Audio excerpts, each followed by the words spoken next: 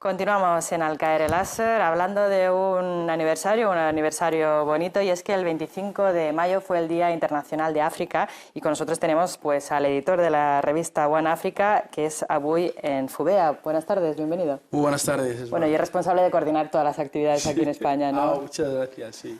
Muy bien. Estoy encantado de estar aquí con vosotros. Igualmente. Sí. Bueno, cuéntanos por qué se celebra el 25 de mayo precisamente el Día Internacional de África. Bueno, básicamente el Día Internacional de África se celebra porque en 1921 Marcus Garvey en Harlem convocó el Congreso Mundial del Pueblo Africano y declararon ese Día Internacional de África. Después, en el año 45, Kwame Nkrumah y otros líderes como Patrice Lumumba, Sékou Touré también declararon ese día para el intento de la descolonización africana. Es la época de la descolonización. Y finalmente, en el año 63, se creó la Organización para la Unidad Africana, actual Unión Africana, y que también ya ratificó ese día a nivel internacional. Ese día se celebra en todo el mundo donde hay una presencia africana o donde hay una diáspora africana, en la propia África, y también es la parte de lo que queda del proceso del panafricanismo y de las independencias africanas y la unidad africana que Nkrumah había establecido desde hacía mucho tiempo. O sea que en los años 20, cuando se propuso en Harlem por primera vez celebrar el Día de los Africanos, habría parecido impensable a lo mejor en un contexto todavía en Estados Unidos completamente de negación de la población africana, y luego en el continente africano con todo el proceso de la colonización. Efectivamente, es decir, la idea del Día de África fue un proceso que tuvo mucha fuerza de diáspora porque África estaba ocupada por las potencias coloniales y por tanto esas ideas se perseguían. Y después en todas las partes de los países y grandes capitales de África, pues el Día de África se ha venido celebrando como parte de las ideas originales del panafricanismo que originaron la liberación de África, ¿no? Es decir, los movimientos panafricanistas encabezados por Kwame Nkrumah, encabezados por Sékou Touré, por Amílcar Cabral y otros, buscaron la liberación de África en los años 40, 50 y 60, y la creación de una entidad que iba a ser la Organización para la Unidad Africana, la Unión Africana, que no ha llegado todavía a consolidarse como tal idea, sino que hubo varios intentos y varios grupos de la liberación africana, y ese día, el 25 de mayo, era un día pues, en el cual se hacían esfuerzos para esta unidad y para esta liberación. Hay que tener en cuenta cuál era el contexto de los años 60, los años 50, después de la Segunda Guerra Mundial, los africanos y también los españoles republicanos fuimos los que liberamos París de los nazis. No fueron los franceses blancos, ¿no? Fueron los africanos y los españoles republicanos, pero sin embargo después con la Guerra Fría los africanos pasaron a ser a un segundo plano, y después de la caída del muro de Berlín y del telón de acero, los que antes eran los enemigos de Occidente pasaron a ser sus amigos por la Unión Europea, y los africanos pasaron a ser los enemigos de Occidente, producto de todas las leyes de inmigración y todas las relaciones geopolíticas que han existido. Y el Día de África pues, representa este intento por recuperar un marco de relaciones interafricanas y un marco de relaciones políticas que permitan a los africanos de alguna forma salir de esa fragmentación de 50 y tantos países e ir a un proceso de consolidación para poder competir con la Unión Europea, con Estados Unidos y con China, que son grandes países. Además, ¿no? Fragmentación, como dices, nos viene al dedillo, porque si vemos las fronteras africanas, clama al cielo ver ese reparto lineal, ¿no? de fronteras tan artificial que hoy hay. Esto muchas veces lo hablamos con el fundador del periódico One Africa, Omar Diallo. A veces hemos hablado esta cuestión, es la fragmentación de África. Tiene que ver también con el objetivo para que África fue destinado y el que sigue siendo destinado para las potencias occidentales, que era la extracción de minerales, de coltán, oro. Primero hubo un proceso de extracción de recursos humanos, que fue todo el proceso de la esclavitud transatlántica, y después, cuando la esclavitud transatlántica ya no podía ser hecha de una forma directa, pues se hizo lo que entre comillas llamamos colonización, ¿no? Y entonces las fronteras africanas representan lo que en principio fueron para la extracción y lo que de alguna forma siguen siendo. Entonces es más fácil salir, por ejemplo, de Senegal a París que ir de Senegal a Malabo. ¿Por qué? Porque las fronteras internas impiden la comunicación entre los africanos, para priorizar las relaciones con Occidente, ¿no? En ese sentido, pues si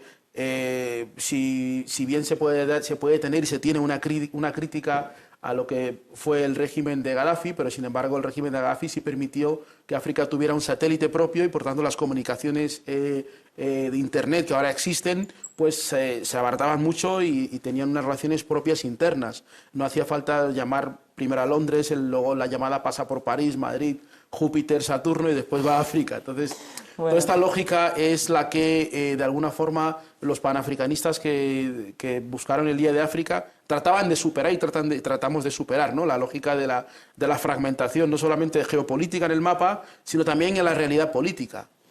A nivel de percepción, en el imaginario popular, digamos, en Occidente, cuando se habla de África, directamente se relaciona con la inmigración ilegal, con hambre, con las misiones humanitarias. Es una percepción real que hay de la realidad africana como cuna de pensamiento, como cuna de revoluciones también a nivel humano. Los medios juegan aquí un papel importante en el sentido de dar una imagen tergiversada de la realidad africana. Hombre, yo pienso que los medios son sí, juegan un papel, pero los medios son la consecuencia de... antes habéis tenido aquí a un académico riguroso que ha hablado de una forma muy clara y muy importante, pero la construcción de los medios de comunicación, la construcción social parte de una lógica académica que es el eurocentrismo que la academia fabrica. A partir de ahí, toda la mirada sobre África está subordinada a toda una lógica que ya está construida desde que luego los medios de comunicación lo único que hacen es reproducir. Es decir, cada vez que hay un atentado en el Congo o hay una guerra civil en Sierra Leona, en esos países hay periodistas africanos, hay politólogos africanos, pero se recurre siempre a los misioneros, a las ONGs, porque eso le permite también nos permite a los occidentales sentir que somos superiores y que de alguna forma nuestra misión civilizatoria todavía sigue en pie, ¿no? Toda la lógica de Kipling, de Gobineau, todas las películas de Tarzán. Hace poco salió un estudio que dice que hay 6 agencias de noticias en el mundo, sí, así en plan serias, todas están en Occidente y todas cubren todo el mundo, con lo cual antes nos informa una determinada agencia importante de Occidente sobre lo que acaba de ocurrir pues por ejemplo en Malí o en Níger este fin de semana, que un periodista africano que te puede contar la información desde el terreno. Claro, eso tiene que ver también, por ejemplo, en el caso español. España es un país que está a 17 kilómetros de África, pero es imposible encontrar noticias africanas en la prensa española. Los telediarios dedican, creo que es el 27% de su tiempo al año a hablar de Oriente Medio, de Palestina y de Israel, y de África el 2%, todo un continente de más de 1.000 millones de personas. Entonces, y tan cercano, además. Claro, tan cercano. Esa desproporción tiene que ver con que hay unos intereses muy fuertes todavía en África. Es decir, el no hablar de África implica no conocer intereses. Por ejemplo, ayer domingo... No aclarar la realidad, ¿no? Sí, ayer domingo fueron las elecciones en Guinea Ecuatorial, que fue antigua colonia española, no ha salido en ningún medio. Entonces, tenemos que entender que las relaciones con África son relaciones de interés, de puro interés. África se saca el coltán, con el que se fabrican los móviles. África se saca mucho dinero, se sacan todas las problemáticas que hay en el Mali. Y también África también nos permite también para acallar nuestras conciencias. Es decir, los problemas que hay, pero da igual que sea la izquierda o la derecha, la izquierda también actúa igual con respecto a África, es decir, la izquierda también maneja los mismos términos con respecto a África, lo único que la izquierda, en vez de hablar agresivamente, pues te dice en inglés y dice, you should be dead. O sea, suena como más light, pero en el fondo es la misma negación, pero tiene que ver también con la irresponsabilidad también de los propios gobiernos africanos de asumir una capacidad de interlocución política, es decir, los gobiernos africanos son responsables de esta lógica de alienación y exclusión africana, porque son gobiernos que de alguna forma no han conseguido ni desarrollar África, pero tampoco han conseguido descolonizar sus campos del saber, es decir, la mayoría de los países africanos... Y legitimarse en el poder, no sea, porque muchas veces la percepción que tenemos es que la mayoría de los gobiernos en parte de África son repúblicas bananeras, pues gobiernos llegados al poder con golpes de Estado.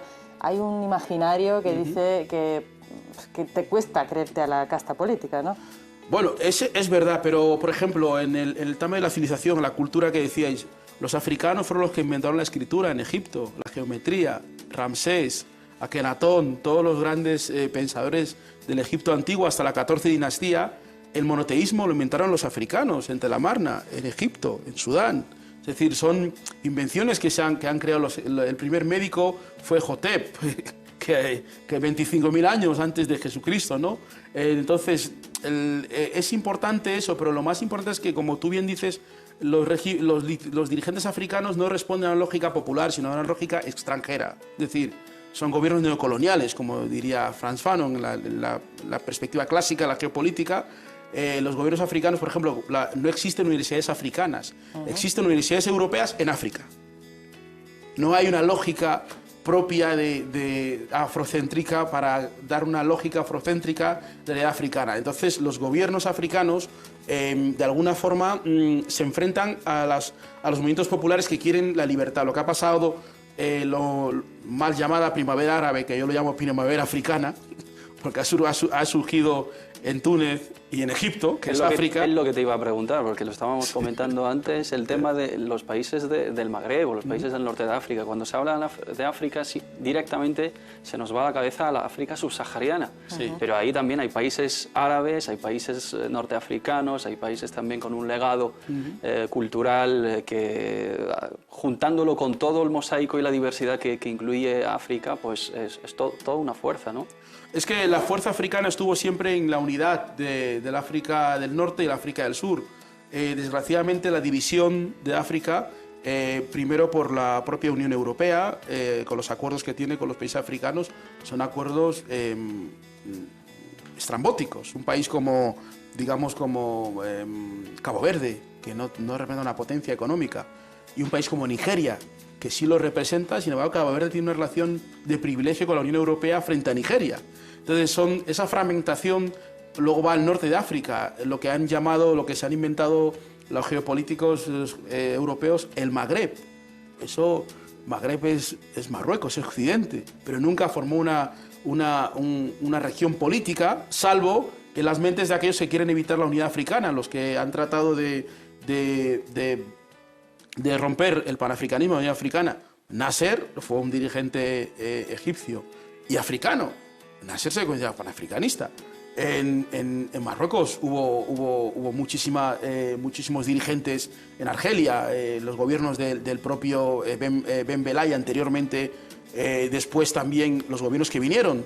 El problema que existe es que el sistema educativo en África, los sistemas educativos de África es una fragmentación constante, es decir, la lógica para dar una visión... Son todos colonialistas de alguna manera, todavía no se ha liberado el territorio, digamos, pero en el norte a nivel de África, cultural... No, pero en el norte de África, donde dice la televisión, se ha encontrado una patera con 2 africanos y un marroquí. Es que los marroquíes son africanos. Entonces, esa lógica es lo que hace que los jóvenes en el Marruecos, en Argelia y muchas organizaciones de derechos humanos marroquíes... La verdad es que nunca he reparado en ello, ¿eh? Sí, muchas organizaciones de derechos humanos de marroquí que existen en España apoyan esa lógica.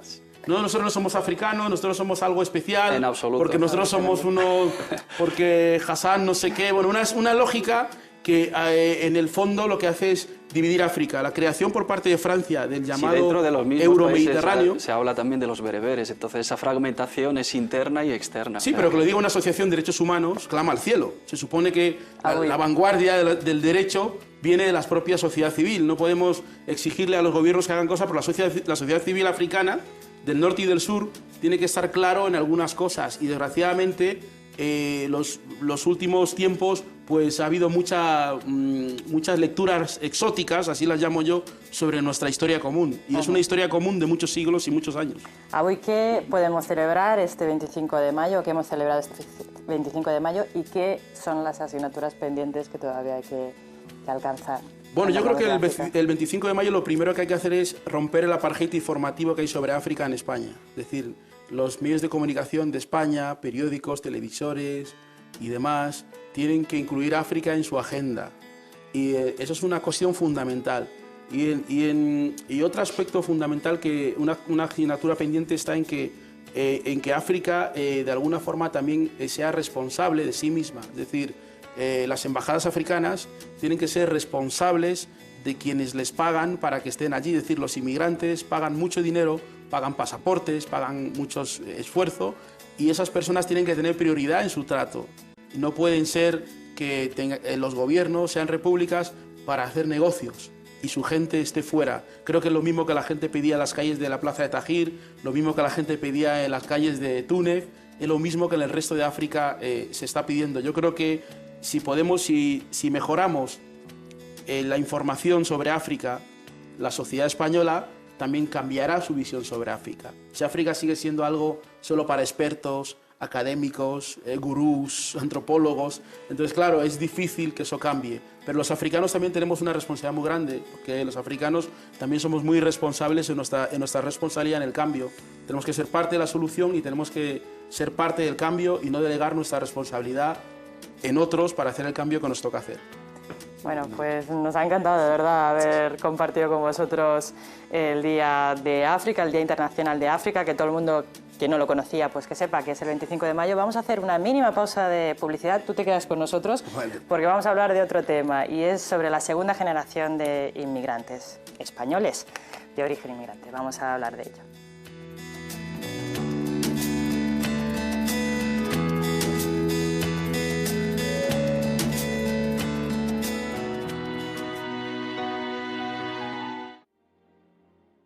¿Cuántas veces, amigo, te he visto a mi lado, luchando por causas perdidas, buscando razones para compartir el sufrimiento ajeno, apagando necesidades sin reparar en tu tiempo?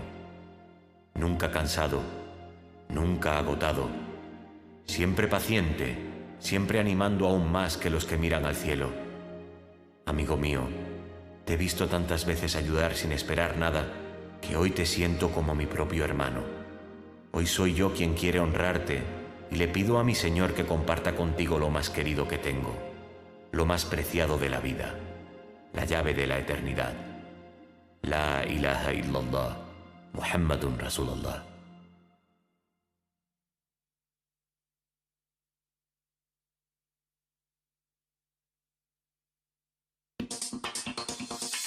El Hadad Noticias es el informativo de Córdoba Internacional Televisión. Reportajes, deportes, con todas las noticias de interés y los titulares de la actualidad a través de las mejores agencias. En conexión internacional con nuestro corresponsal Ángel Ricardo Covarrubias. Un espacio de noticias diseñado a tu medida, donde tu opinión cuenta. Media hora de calidad informativa en los que te ofrecemos una información imparcial y objetiva que llega a todos por igual. De lunes a jueves, a las 7 de la tarde, conoce de primera mano la actualidad diaria en un informativo presentado por la prestigiosa periodista Naima El Akil.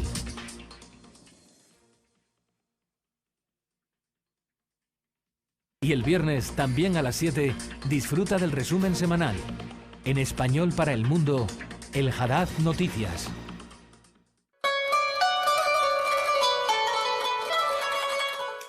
Bueno, como les comentábamos, vamos a hablar de la segunda generación de inmigrantes. No sé si es correcto llamarlo de esa manera, porque se trata de españoles de pleno derecho. Eso es lo que vamos a debatir, ¿no? Eso es lo que vamos a debatir, pero vamos a introducir el tema de esta manera, y es que hace una semana ha salido un estudio de la autora Rosa Aparicio que habla precisamente del sentimiento que tiene la segunda generación, y es un sentimiento más que positivo porque todos ellos se sienten españoles de pleno derecho y españoles de tradición, ¿no? Yo, realmente, si me permitís, yo siempre pongo en entredicho el término de segunda generación. Es un término que solamente se utiliza con la población inmigrante, sobre todo determinada población inmigrante. A un hijo de un alemán no se le... No es inmigrante lo primero. No se le califica, digamos, como segunda generación. Un hijo de americano viviendo en España no se...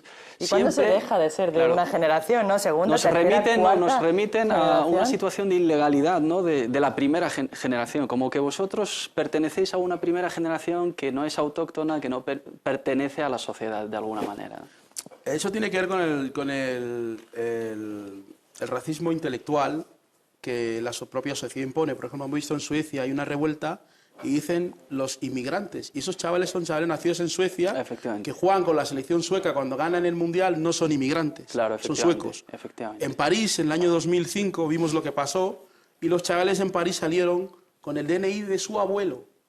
Eran inmigrantes de cuarta generación. Pero la prensa, los medios de comunicación en España les dicen una revuelta de inmigrantes en París. Es una forma de quitarle interés al tema y criminalizarlo. En Londres, hace un año vimos lo que pasó en Londres, Y muchos de estos chavales que eran en Londres eran no de segunda, sino de sexta generación, ¿vale? Entonces, yo creo que ahí la prensa sí juega un papel muy importante, porque la prensa sigue jugando el rol de legitimidad. ¿Qué es legítimo? Es decir, una persona como Ernesto de Kaiser, que es de origen argentino, nunca he oído que le llaman argentino ni inmigrante.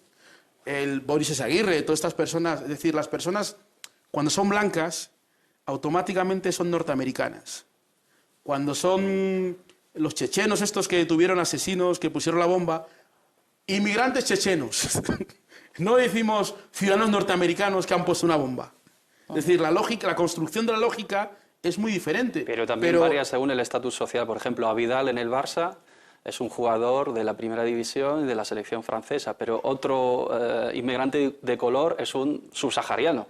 Claro, pero esa lógica la prensa legitima a las... Yo creo que Eduard Said tiene libros muy importantes para entender eso, Orientalismo, otros libros, donde en el siglo XIX a lo mejor eran los misioneros, pero ahora es la prensa. La prensa ahora determina quién pertenece a nuestra comunidad y quién no. ¿Y cuándo acaba de integrarse? Entonces, resulta que hay una escena muy buena en el cine, en El Padrino, cuando Michael y su padre llegan a América, de inmigrantes, y hay un negro policía que está ahí recibiéndoles, sí. Y después de los años, el padrino son los dueños de toda América, de todo el dinero, y el negro sigue viviendo en el gueto.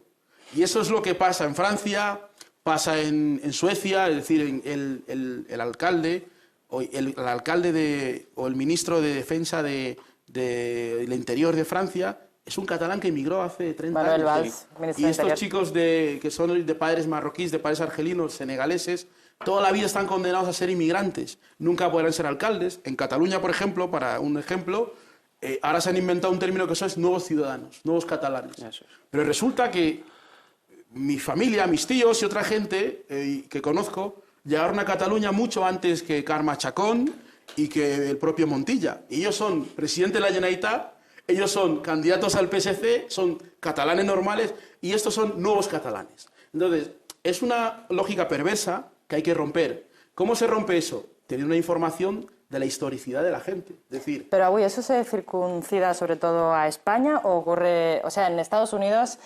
Tiene que ver con la lógica de la supremacía blanca, white supremacy. Malcolm X lo explicaba muy bien. Es decir, los blancos determinan quién es quién. Sí, pero la en autoridad Estados para Unidos determinar. El presidente es Barack Obama. Pero hay una diferencia entre la cultura anglosajona de alguna manera y... Sí, pero cuando hablamos de blancos no es una cuestión racial, es una cuestión política y social, sociológica. Tú puedes ser negro y ser de la supremacía blanca. Sí, sí, y ahí tenemos, antes de Barack Obama no es el primero, cuando Les Arrais, Colin Powell eran de la élite estadounidense mucho antes que Barack Obama. Sí. Son más papistas que el Papa. No es la única persona, ¿no? Y en España, cuando pongo el ejemplo de los llamados charnegos en Cataluña o los maquetos en el País Vasco, ¿qué les hace a ellos superiores a un marroquí que vive en Bilbao? ¿Por qué? ¿Cuál es la diferencia? ¿No? La primera social. generación, la situación de ilegalidad de la hijo de marroquíes habla euskera mejor que Pachi López, este hijo de marroquíes ha vivido, paga impuestos allí, ese hijo de marroquíes juega en la Athletic de Bilbao. ¿Cuál es la diferencia? Que yo tengo el poder para decir que tú no, yo sí. Es lo que se llama la legitimidad del poder. Josep Anglada dijo que un musulmán, aunque naciera aquí, nunca va a ser español. Autóctonos son los que vienen de descendientes... De los reyes católicos ya, directamente, ¿no? Pero, por ejemplo... un moro, aunque naciera en España, sigue siendo moro. Yo creo que hay un tema que tiene que ver también con las propias personas, estos que llaman, por ejemplo, ese término...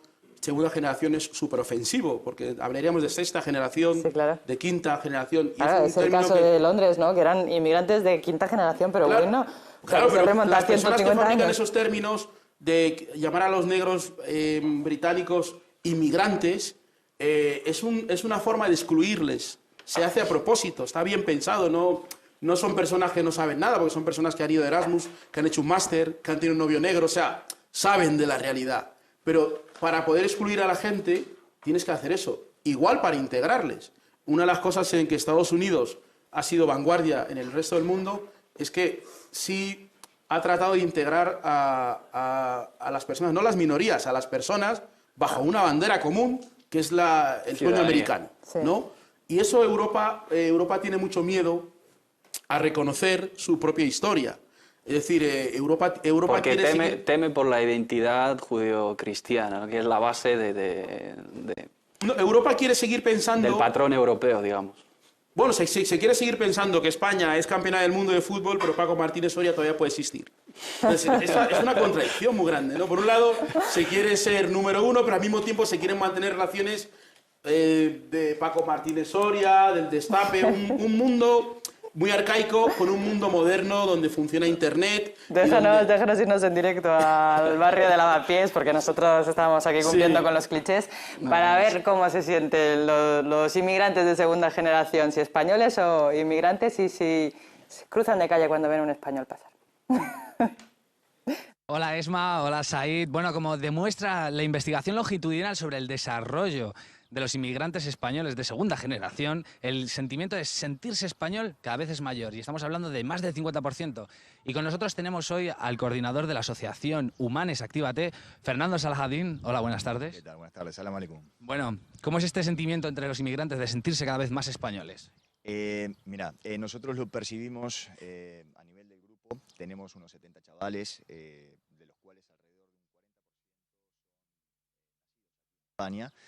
Y podemos hablar de ellos, y en particular de lo que vemos alrededor de ellos. Y sí, vemos que hay una integración, sin valorar si es buena o mala, es una integración bastante fuerte a nivel deportivo, cuando juega al fútbol, o a nivel de la celebración del pueblo, a nivel de las amistades que tienen con chicos españoles, de generaciones de españoles. Entonces sí vemos que hay una integración bastante fuerte, sin perder, por otra parte, los valores de la cultura, de la tradición de los países que vienen, principalmente marroquí, como puede ser, por supuesto, la comida, el respeto a las generaciones mayores, digamos que haciendo una buena combinación de ambas culturas, ¿no? A nuestro entender. Bueno, dos culturas, una mezcla. ¿Cómo es por parte de la cultura española esa acogida hacia el inmigrante? Bien, como siempre habría que ver caso particular por caso, ¿no? Pero en general la acogida es buena a nivel también de lo que podemos hablar nosotros, que es de los vecinos de la zona, de cómo nos tratan y cómo la relación que tienen con los chicos y que guardan con los chicos, y que en general es buena, aunque puntualmente pueda estar empañada en ocasiones por alguna noticia que genera un poco de temor, entonces eso genera un poquito de escepticismo, pero en general la relación que tenemos con los vecinos es excelente. Bueno, y como de jóvenes va el estudio, tenemos aquí a 3 jóvenes con nosotros, así que hola, buenas tardes, ¿cómo estáis? Bien. Bueno, ¿cómo es eso? ¿Os sentís españoles? ¿No os sentís españoles? ¿Cómo lo veis? Sí, cada vez nos sentimos más españoles, ¿sabes? Pero la cultura sigue ahí.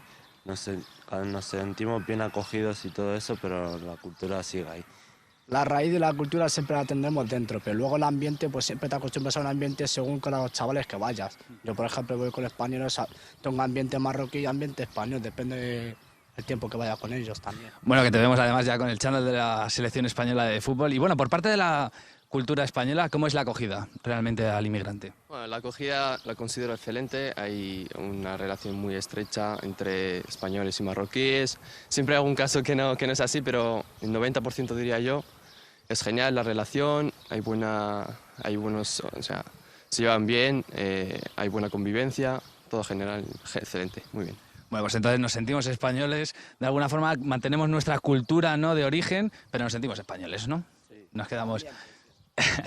Bueno, de todas formas, también comentarte, Said, que me dicen que te echan de menos, que a ver cuándo te van a poder volver a ver. Y nada, y con esto nos vamos a ir con un vídeo en el que nuestros compañeros han ido a la calle y han salido a preguntar. Así que nada, estén atentos y yo vuelvo en el estudio en muy poco tiempo. Hasta ahora. ¿Tú eres de aquí? No, de Marruecos. ¿Y te sientes española? Sí, sí. ¿Por qué? Me gusta mucho. ¿Cuánto llevas aquí? 8 años.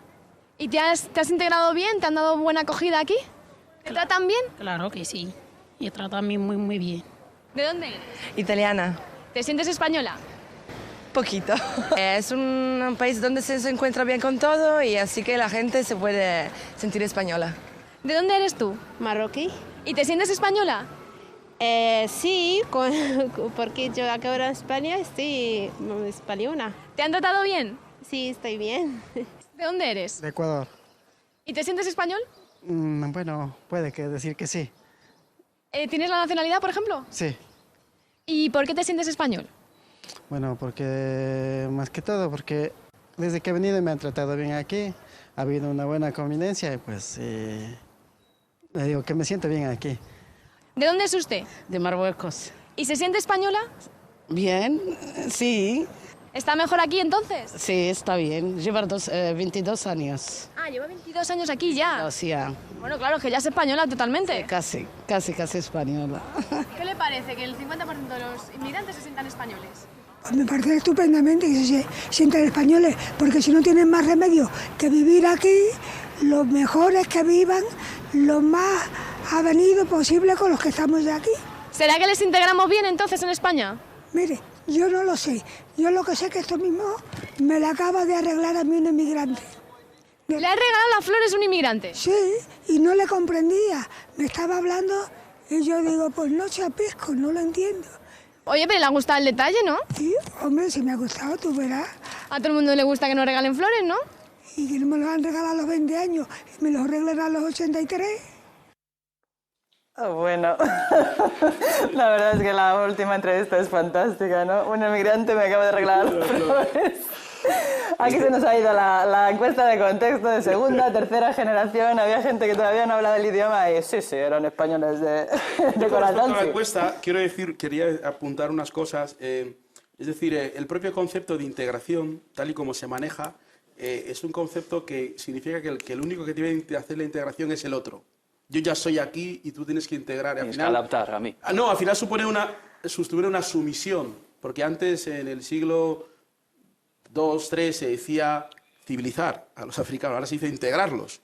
Pero el concepto es el mismo, es decir, no hay un cambio, hay que integrarlos. Se escucha mucho en los políticos, ¿no? Hay que integrarlos, y suena como que hay que someterlos, ¿no? Hay que adiestrarlos, ¿no? Porque parecen a salvajadas. Sí. Yo creo que el problema que hay respecto a la integración desde un punto de vista positivo, por ejemplo, hay conceptos que no tenemos que aceptar nunca. El concepto de la tolerancia, no hay que aceptar nunca ese tipo de concepto porque yo no soy quien para tolerarte. Ese tipo de conceptos que ya parten de una superioridad moral, ética y política, los inmigrantes, como se ha visto allí, pues a partir de esa idea que tienen de integración y tolerancia, pues todos dicen que nunca han tenido un problema. Claro, porque ¿quién va a decir que ha tenido un problema si se supone que si tienes un problema no estás integrado? Entonces, hay que plantear las cosas de otra forma. España tiene que crear referentes sociales. Los referentes sociales van a hacer que situaciones como la que hemos visto en Londres y lo que estamos viendo por ahí no sucedan. España no puede plantear tener inmigrantes solamente para tocar tambores, para hablar de rap estúpido en Radio 3, España no puede tener ese tipo de relaciones. ¿Podemos ver un presidente de gobierno negro en España algún día? Bueno, puede ser, pero lo que tiene que plantear España es tener referentes. Por ejemplo, hemos tenido un diputado de origen marroquí en Cataluña, Mohamed Chaib en su día. España tiene que crear referentes. España no puede buscar rodearse de negros mediocres, de marroquíes, de moros mediocres, judíos mediocres, que es lo que hace la política, es buscar gente lo más mediocre posible para luego... Es lo que se promociona. ¿Veis cómo al final tenemos que hacer algo para que se integren? Porque ni siquiera saben lo que quieren. A ver, tenemos al teléfono a la pedagoga Salama Delbi, que de identidad sabe mucho porque es su campo de estudio. Salam aleikum, buenas tardes. No sé si has tenido oportunidad de ver la encuesta y lo que estamos comentando aquí. ¿Cuándo uno deja de ser inmigrante de primera, segunda, tercera, cuarta generación? Es principalmente una percepción social, es decir, lo que puede hacer una persona, un ciudadano de segunda o que se considera un hijo de inmigrante o alguien de segunda generación, se trata de una percepción social. Entonces, cuando esa percepción social cambie, es cuando ya empecemos a hablar de que todos somos ciudadanos de primera iguales. Así que, de alguna manera, no es responsable el que recibe la percepción tanto como el que la hace y la construye.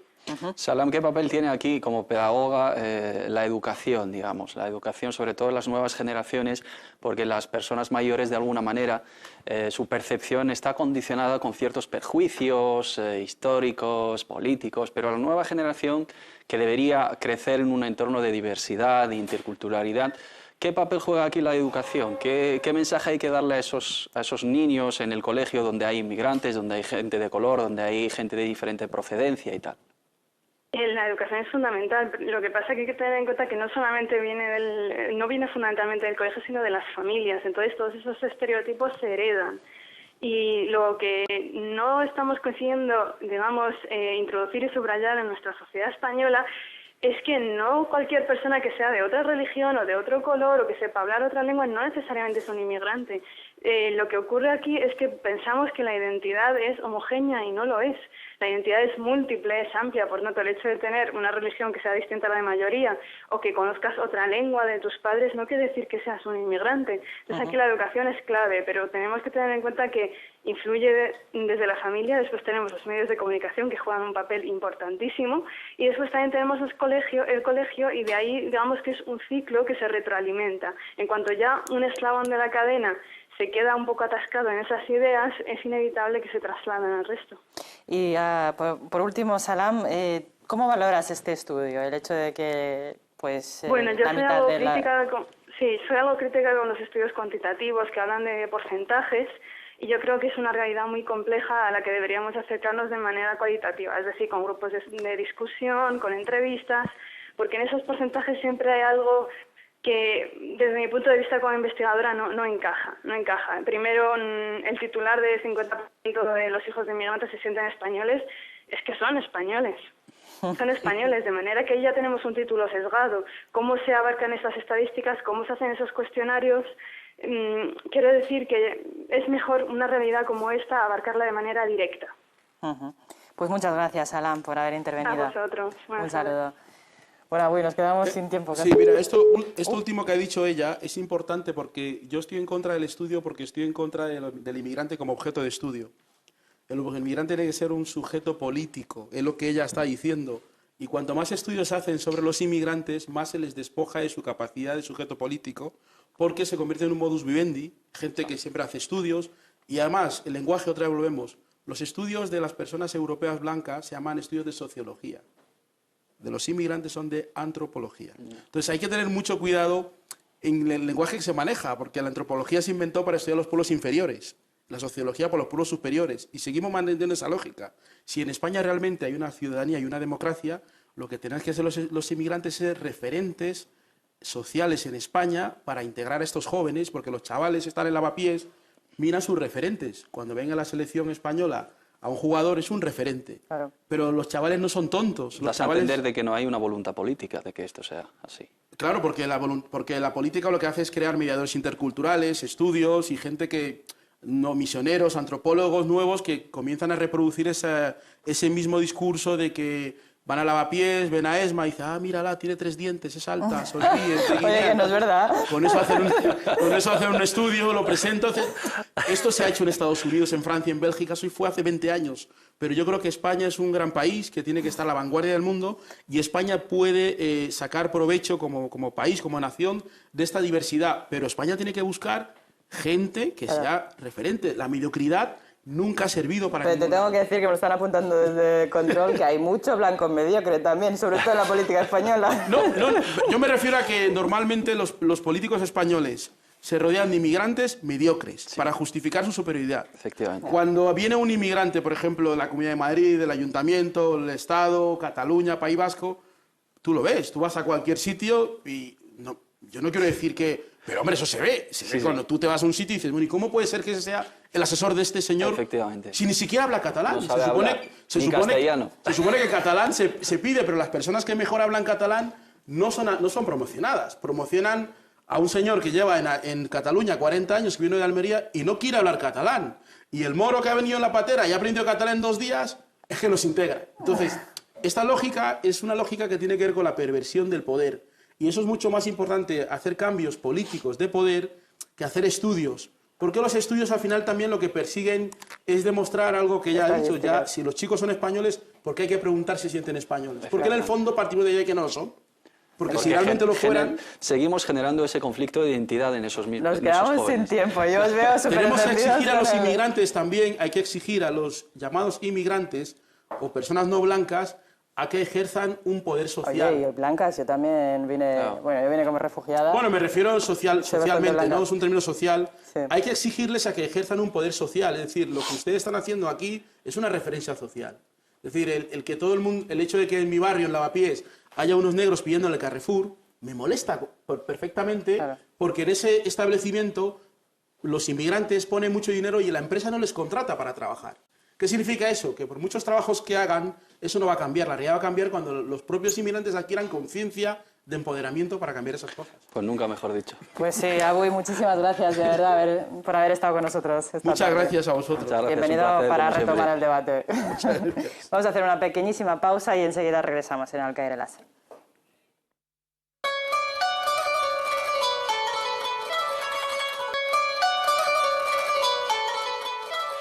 Bueno, aquí seguimos en nuestra recta final del programa, aquí en Al Caer el Láser, seguimos dando guerra y vamos a hablarles de, bueno, de un programa muy especial de radio que lleva 20 años ya por nuestras ondas y que ahora está en Agora Radio, y quién mejor para hablarnos de ella que su director, Abuy.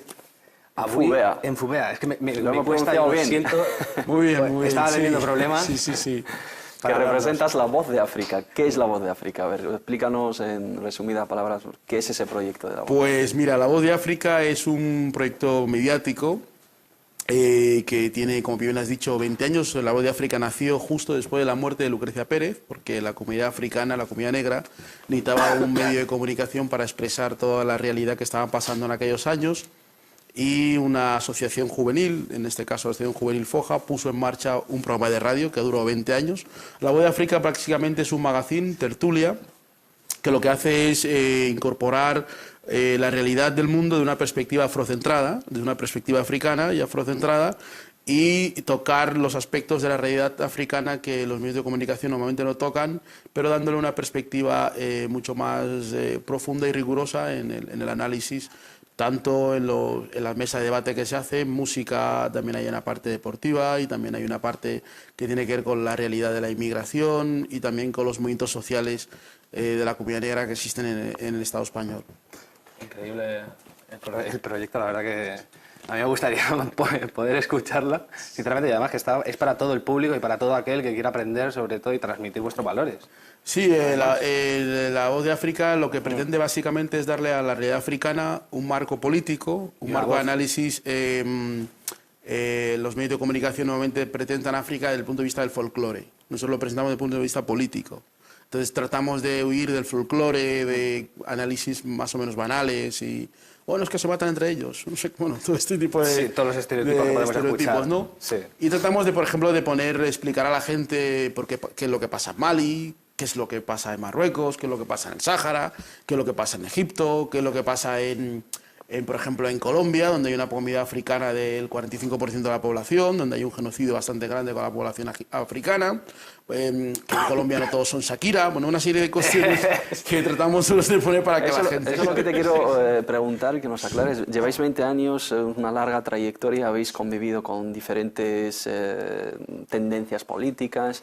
¿Cómo habéis notado el avance en el aspecto de aceptar a la comunidad inmigrante, a los extranjeros, sobre todo a la raza negra, a África, teniendo en cuenta los estereotipos, los tópicos, todo eso? ¿Cómo habéis notado que la sociedad ha ido madurando en este aspecto? Bueno, ha habido un cambio, en España ha habido un cambio social, no tanto un cambio institucional, ¿vale? Hay un cambio en la sociedad, la gente de la calle. El otro día había una vecina que me preguntó: oye, yo sé lo que es un negro, pero ¿qué es un subsahariano? Porque la señora escucha cosas, escucha cosas por la radio, por la tele, pero ella sabe lo que es un negro. Pero luego le hablan de un subsahariano y piensa que está hablando de otra cosa. Lo mismo que moro y árabe, sí, ¿no? Y entonces ha habido un cambio de España, cuando entra la transición española, cuando muere Franco.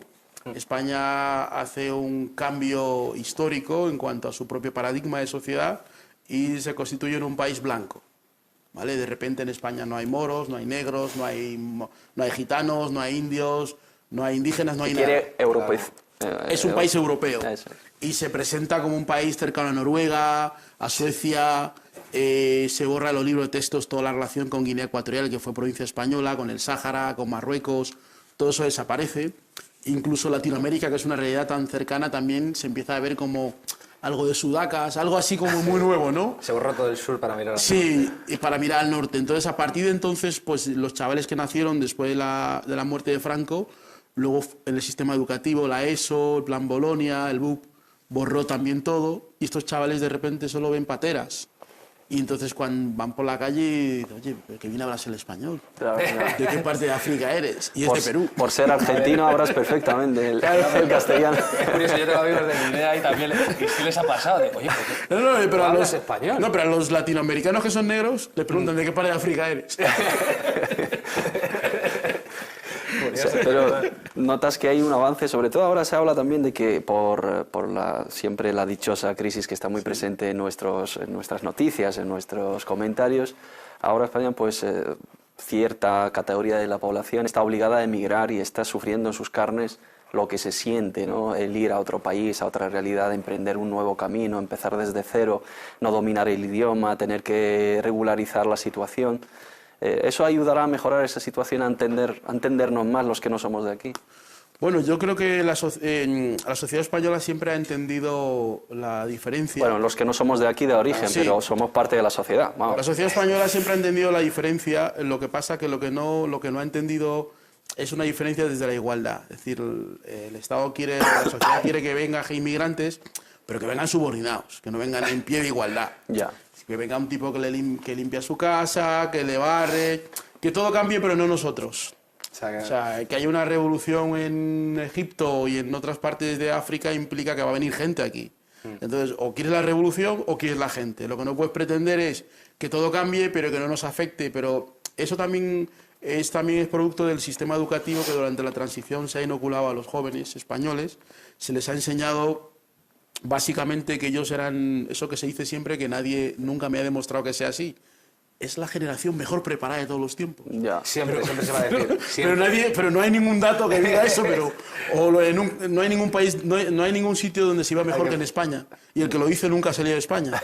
En fin, ese tipo de cosas que son como lugares comunes que nadie nunca ha demostrado, pero que se dicen normalmente y los chavales han llegado a creérselo. Somos los más preparados, somos no sé qué.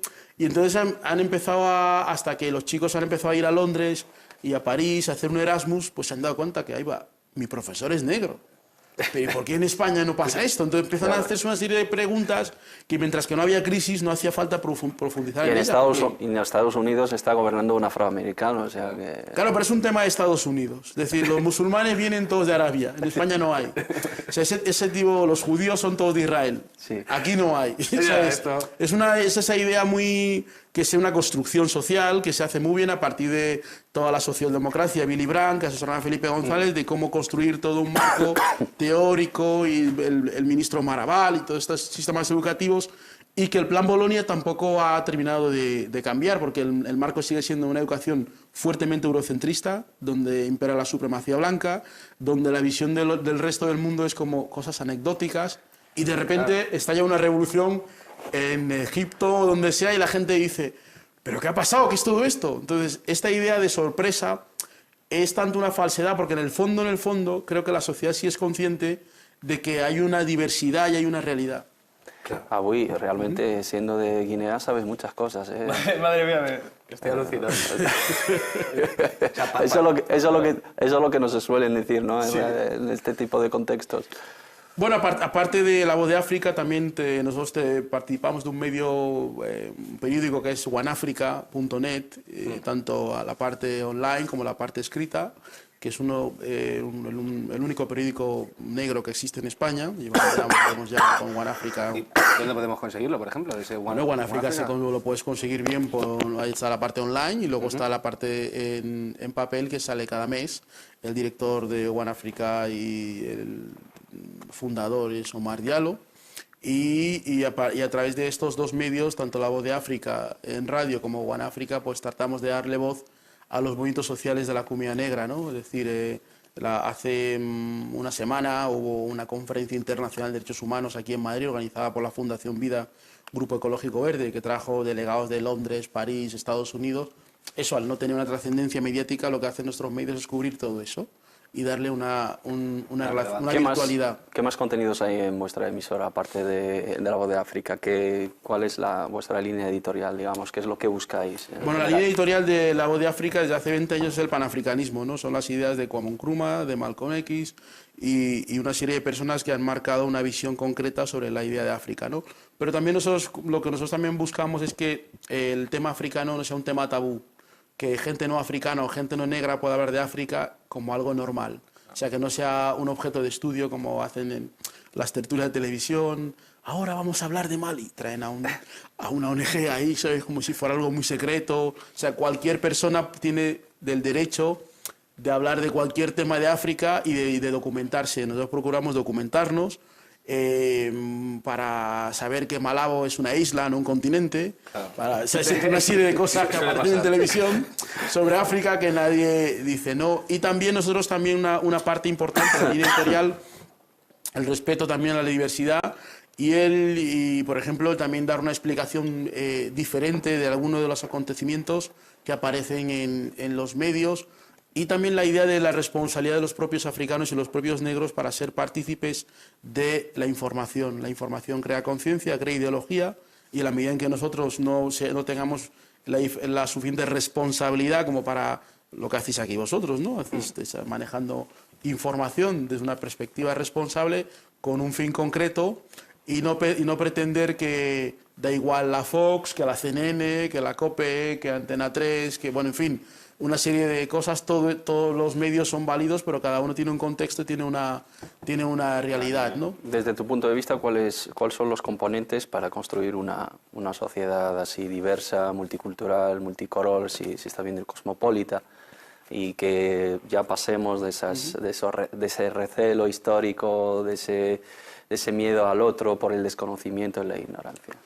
Bueno, principalmente yo creo que es la responsabilidad de las personas. En este caso, nosotros invertimos siempre la idea, ¿no? Es decir, uno de los fundadores de nuestro movimiento, el doctor Alfonso Arcelín, que fue el que luchó por el negro aquel famoso que había secado en un museo de Bañoles en Cataluña, decía siempre, cuando nosotros éramos niños y íbamos allá a verle, decía que lo más importante no es lo que hacen los malos, sino lo que hacen los buenos. Es decir, la responsabilidad de las víctimas del racismo, de la exclusión, es mucho más importante que los medios que el Estado puede poner, en este caso, para luchar contra todo eso. ¿En qué sentido? En el sentido de que la mayoría de los casos de discriminación que ocurren en la sociedad ocurren porque las personas discriminadas lo permiten, ¿vale? Por ejemplo, en España hay, no sé, 1.000 o 2.000 académicos o periodistas o profesionales africanos en la comunidad negra. Si el 0,1% de estas personas tomara una posición seria frente a los problemas cambiarían. Pero a veces pretendemos... Que tuvieran presencia incluso en los medios nacionales también, que sea una cara... Cuando digo africano me refiero a otro tipo de gente que también tiene esa situación, ¿no? Sí. Entonces, es decir, la responsabilidad de la víctima es mucho más importante que la victimización de la propia víctima. Entonces, muchas veces pretendemos exigirle a la sociedad cosas que nosotros mismos no hacemos. Es decir, un proyecto como televisivo como este es producto de la responsabilidad de personas que lo creen necesario. No puede ser producto de las personas que no lo creen necesario. Entonces, esta lógica, que es la que yo creo que la que se necesita para tu pregunta, normalmente no es la que se impera. Impera es rogar o pedirle a alguien que te oprime que haga algo por ti. Entonces es una lógica que no puede funcionar, ¿no? Pienso que también el hecho, por ejemplo, los intelectuales, en este caso de la comunidad negra o la comunidad africana, tienen una responsabilidad porque es una intelectualidad muy arrodillada, muy colonizada a nivel del secuestro mental, del psique, y eso incide mucho en los jóvenes porque la sociedad le exige a los jóvenes que respeten a los musulmanes, a los negros, a los judíos, pero luego ellos se ven que esos no tienen un respeto hacia ellos mismos. Entonces es una contradicción muy grande decir a nuestros hijos que respeten a alguien si después vemos esas campañas que hacen en televisión de esta mujer con la tripa hinchada, que le ponen Malik, es decir, utilizan a los propios negros para hacer reclamo publicitario, para ganar dinero, pero desde la desnegación y desde la negación de estas personas. Pero los responsables finales, no los culpables de eso, son los propios negros porque lo permiten. Entonces, la responsabilidad tiene que estar en la parte de los propios negros para evitar de que ONGs y otros grupos... Se lucran a base de eso. Y creen las condiciones para crear xenofobia, islamofobia, una serie de situaciones que ocurren porque, insisto, somos nosotros muchas veces quienes permitimos que esas situaciones se den por el grado de indiferencia o bien porque pensamos que, bueno, como siempre ha sido así, nunca va a cambiar. Pues hoy estamos encantados de haber compartido este espacio contigo. Quedas invitado para muchísimas más veces, inshallah, y muchísimas gracias y enhorabuena por vuestro programa y adelante. Pues muchas gracias a vosotros y también quiero agradecer a todas las emisoras de radio en las que hemos estado estos 20 años, pues ahora estamos en Agora Sol Radio, pero hemos estado en muchas otras emisoras y también a vosotros por esta invitación que nos habéis hecho y desearos mucha suerte, que sigáis con esta andadura que habéis iniciado. Muchas gracias, el placer es nuestro.